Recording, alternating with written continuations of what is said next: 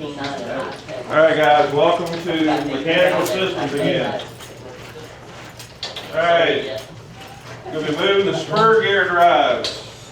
But before we do that, I brought some tools in to show you. And I know we talked about electricity and having to plug in amp probe to go to a multimeter, and how that's the dangerous aspect of what generally gets someone hurt because they hook up their multimeter wrong and it gets them killed or maimed because of the explosion that happens within the multimeter. For my day, this is what we use. This is our amp probe. You can pass that around. This is an expensive piece, but this is scaled, so you can actually change the scale in which it reads, or the resolution. And it also, when you bought these initially, they did come with amp probes that you could check continuity. All right? But, I mean, if you wanted to ensure that you didn't take the risk of hurting yourself, having an amp probe that's separate from the multimeter was one way of doing it. The other thing that I showed several of you students is the hose grip pliers. All right? They fit perfectly into the 40 chain, and they fit very well into the 50 chain. So instead of using the standard clamp that was part of the course, which I'm not seeing out here currently, here it is. Instead of using this clamp to try to hold the chain together, which if you notice, there's very little relief to keep it locked onto the link. Isn't that right, Mr. Jones? Yeah. Can fall off very easily. This, on the other hand, I can adjust the tension, and it's not going to fall off.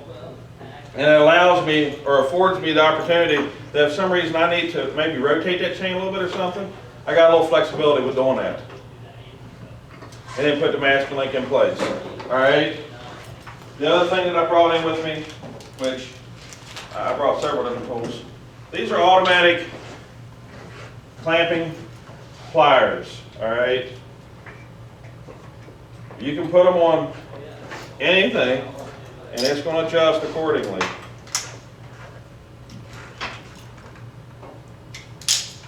And then I can adjust this screw if I need more tension or less when it comes to the clamping action. All right.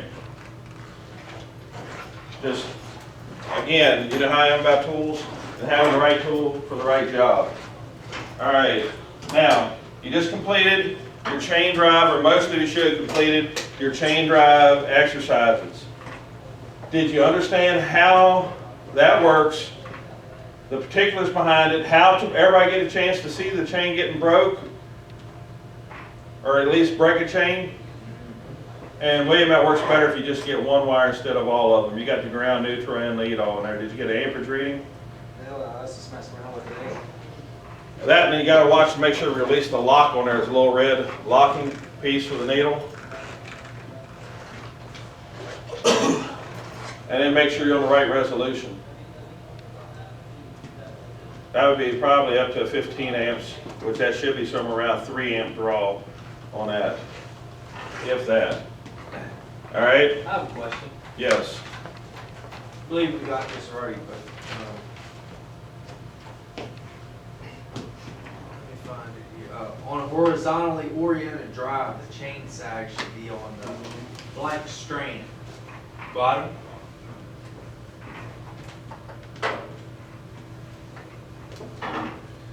You just got to look at it, but there too.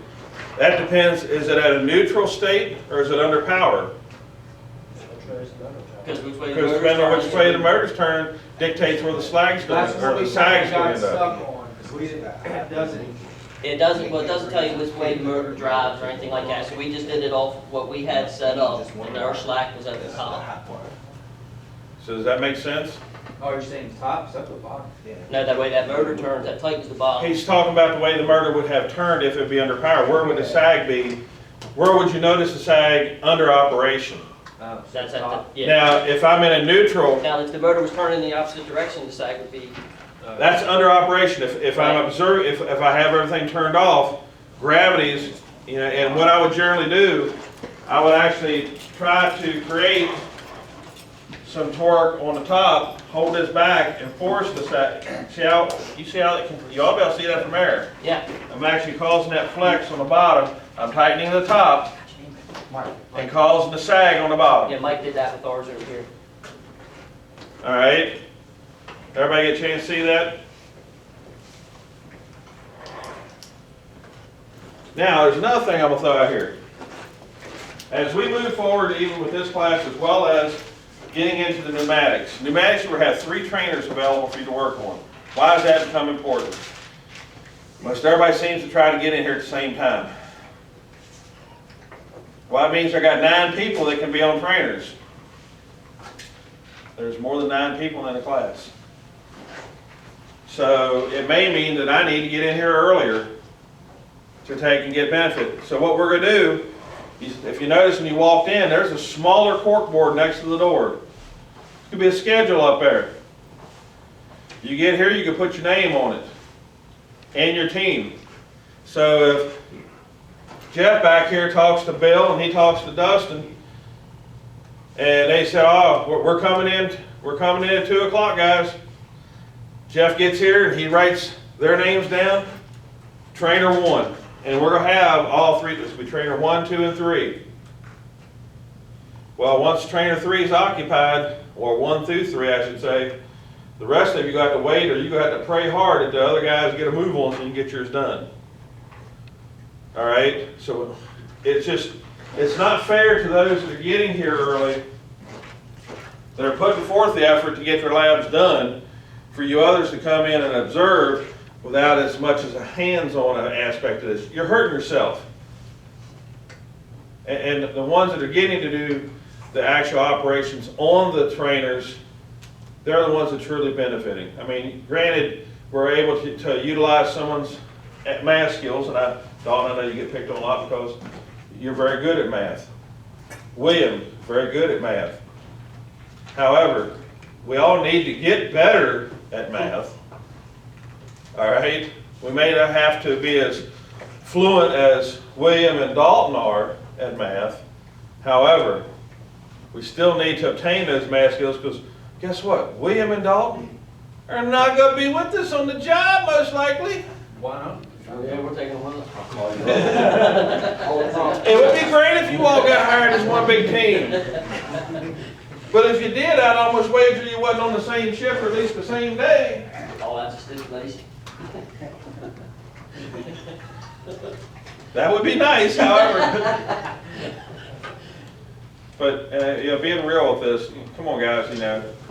We got to use our heads, and we need to each get our hands involved on these things, so we're benefiting. All right, just like with this chain drive, it is greasy.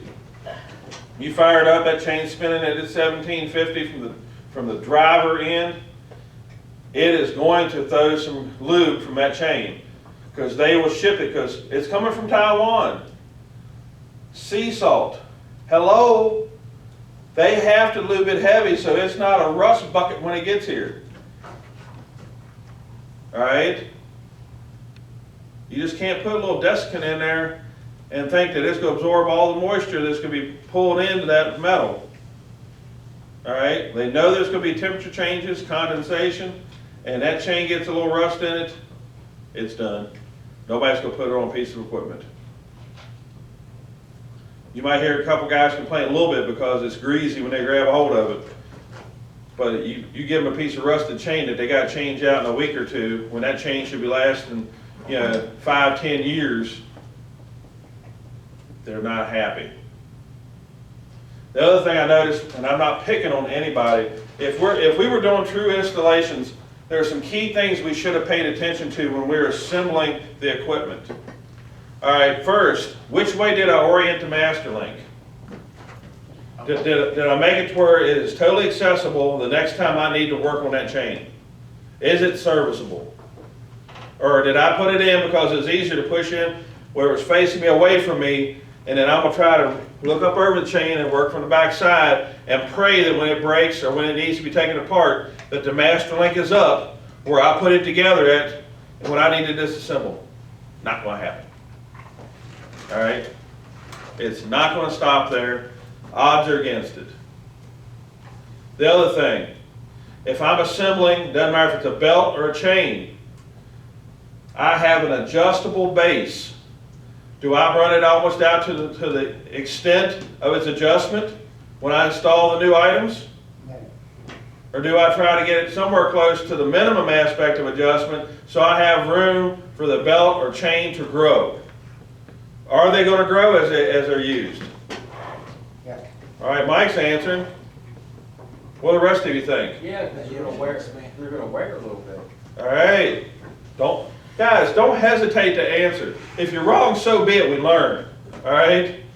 But you can't be wrong unless you try. That is the philosophy I've always had. You can't make a mistake unless you tried to do something. Because if you remain imperfect because you didn't do anything, did we not fail anyway? Because if I don't do anything, I don't learn anything. Right, Jeff? Makes sense. Because you can't really, unless you do it and mess up, you don't know what you will never really get it right. And I'll share another thing with you. If I come over to a piece of machinery and I spend 2 minutes and I fix it and I walk away and it's done, it runs. It runs for 3 more months.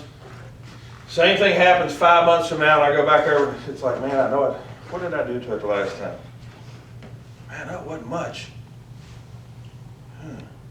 You sit there, and it actually takes you 10 minutes to try to remember, and you tinker a little bit, oh yeah, it was that. Another minute, you're done. You forget it. But I'd wager on it. I'm not a gambling man.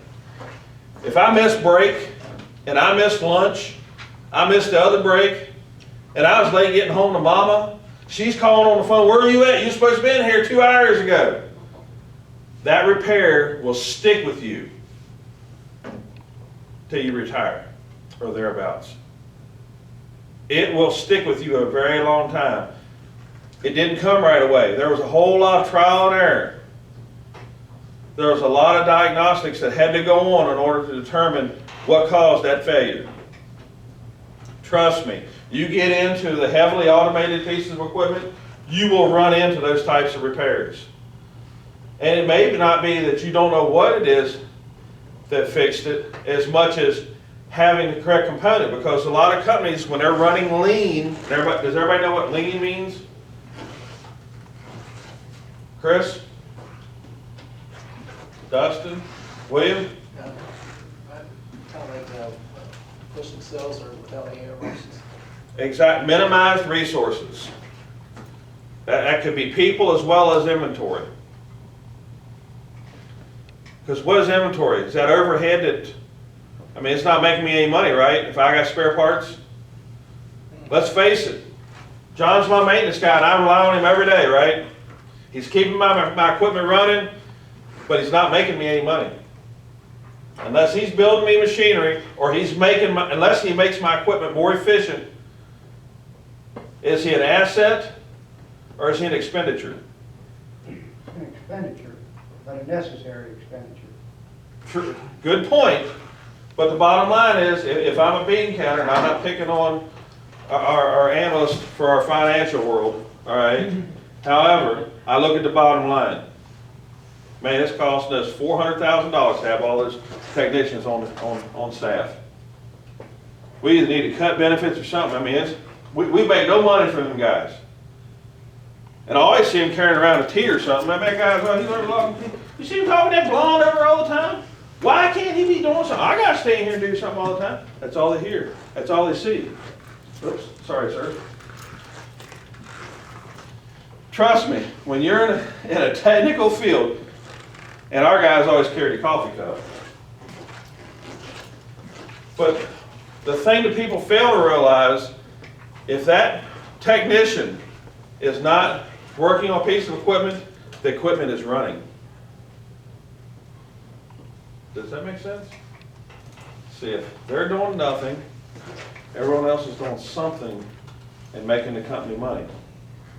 However, on the retrospect of that, we should be proactive in doing predictive and preventative maintenance.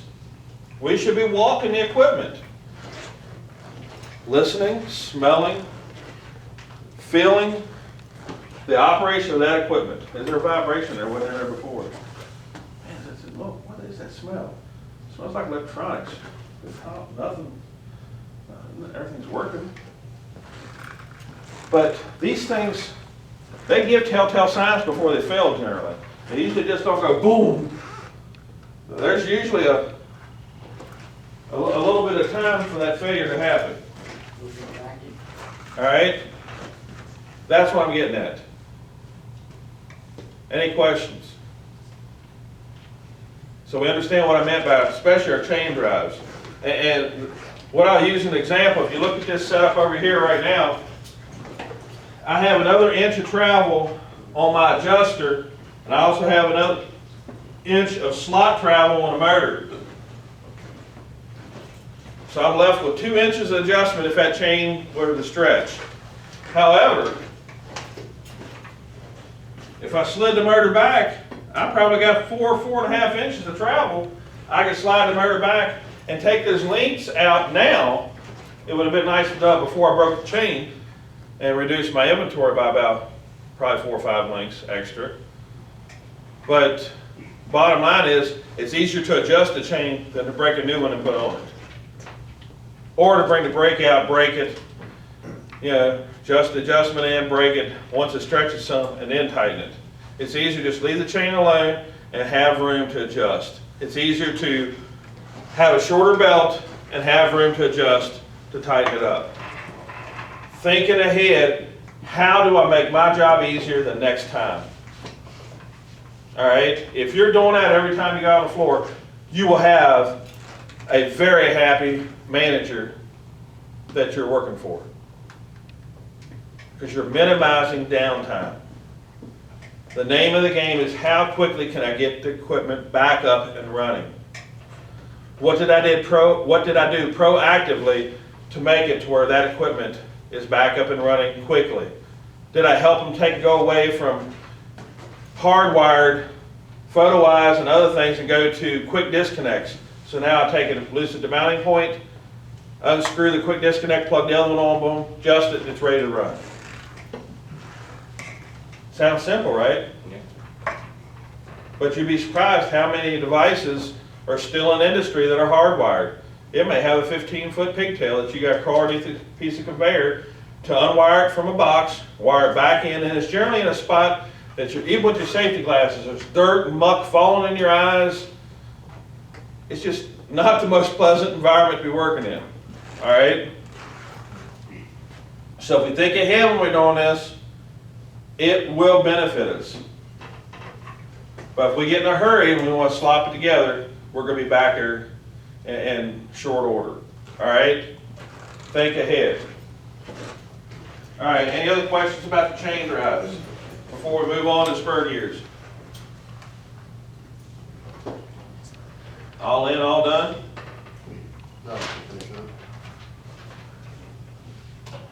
All right, spur gears. What is a spur gear?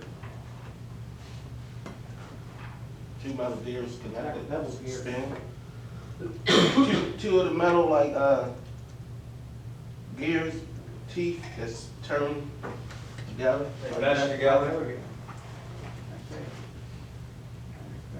I mean, here's a gear drive, right? And they're straight. This is basic components of what? The gear drive? Got a driver gear, driven gear, and an idler gear. Oh, now we're getting into something a little different, aren't we? Now, even though it looks that way, that tooth's not cut straight across. All right? Do you know what I mean by that? Isn't it, it's angled, isn't it? It actually has a dish cut in the top of that. In the top of it, it may even have a slight twist to the tooth itself. But the other thing we're getting into here now in this chapter is it talks more about gear pitch, the pitch circle, pitch diameter.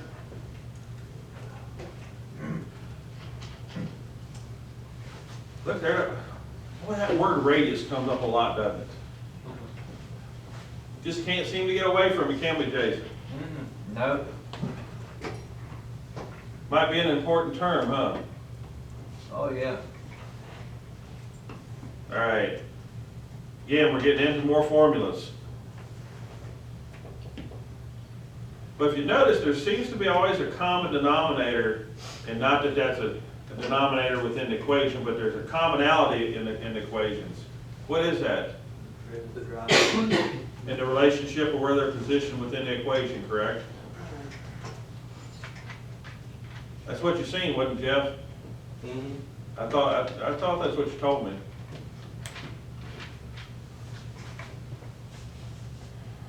Here we go, though. I mean, reiterating the equation. Even refers to, even as with pulley ratios of belt drives, the gear ratio determines how fast the driven gear will turn. And that word ratio, guys, that is something that you are going to live with if you're going to be in this, you know, in this type of career pretty much the rest of your life, because you're going to hear, especially gear reducers. That term gear reducer, there's always a ratio of that gear reducer. There's a type of mounting for the motor. Is it going to be C-face? Is it shaft to shaft? Is it, you know, chain driven and then it's reduced? But there'll always be a ratio within that gear reducer. Very important. And then also torque in and torque out.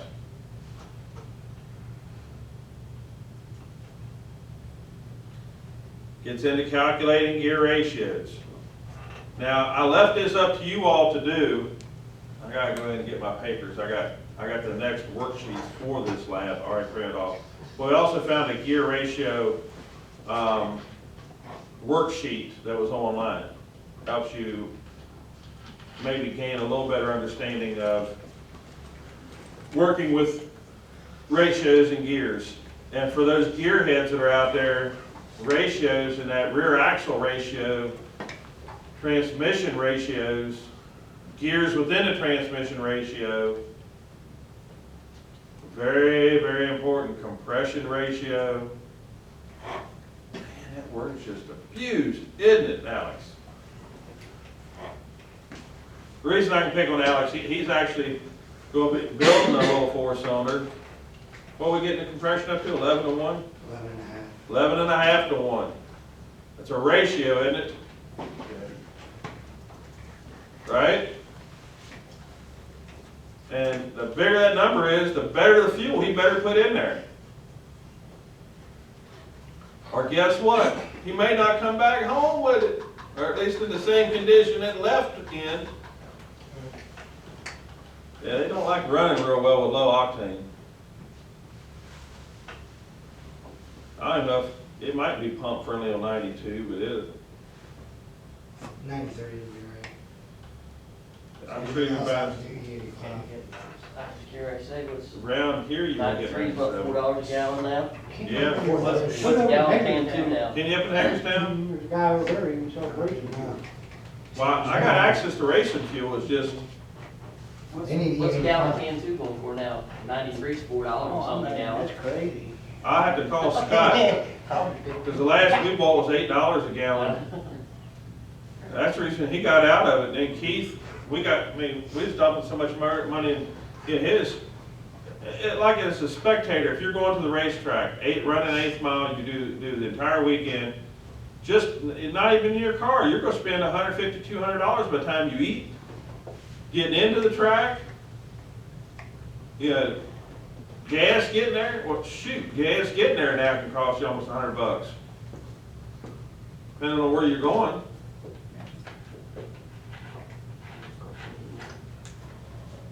$50 to fill mine up for that. Really old school down.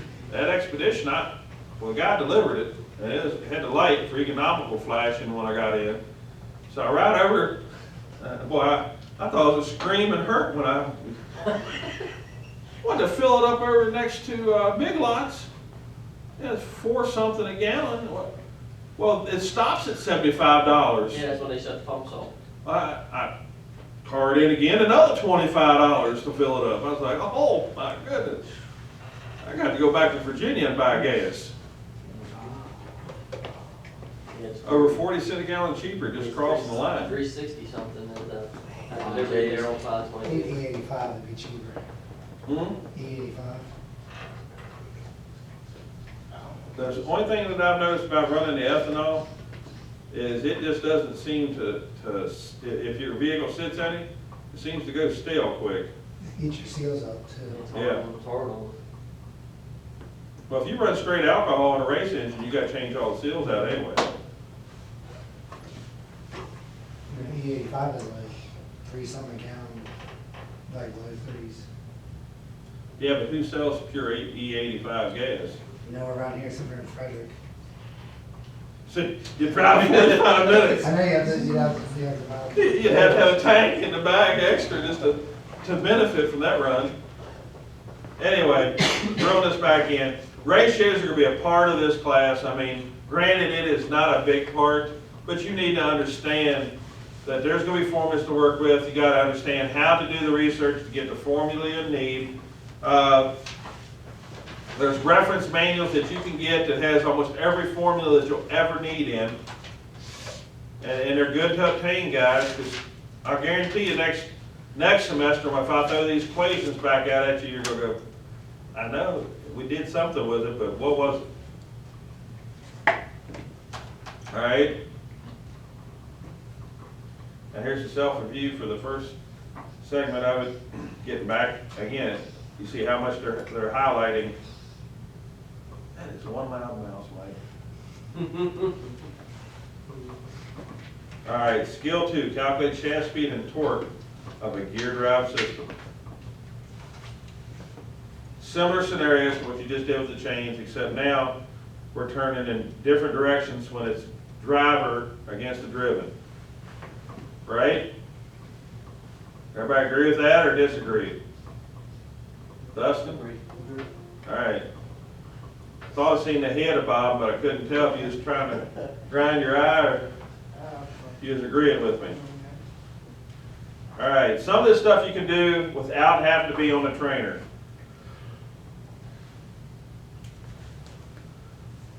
Now, here we go. What does that remind you of? There you go. Mike's got to take a break. Y'all got to jump up here. I know you got front wheel drive, so it isn't quite the same. You got the half car. We'll cut you a little slack, but I'm sure you did ride and work on some of the real cars, didn't you? Why would God buy half cars? They use half shafts Half motors too. and half motors. Yeah, Why? They use 4, not 8. half the money, all the power. That's somewhat of a misconception. It is. It's so expensive. Oh, yes. I went to build a modular motor. I started looking at what it would cost me, especially if I went to the 32 valve. You buy 4 cams at $500 each cam. See, I could already built a 5.0 and you know, be running real well for, you know, $4,000. Interest on I haven't even got past the camshafts on my motor. But anyway, here we're looking at what appears to be a ring and pinion or a rear wheel drive differential. Now, in a vehicle, the gears are not cut, and I'm going to use the word straight, but they're not cut quite that straight.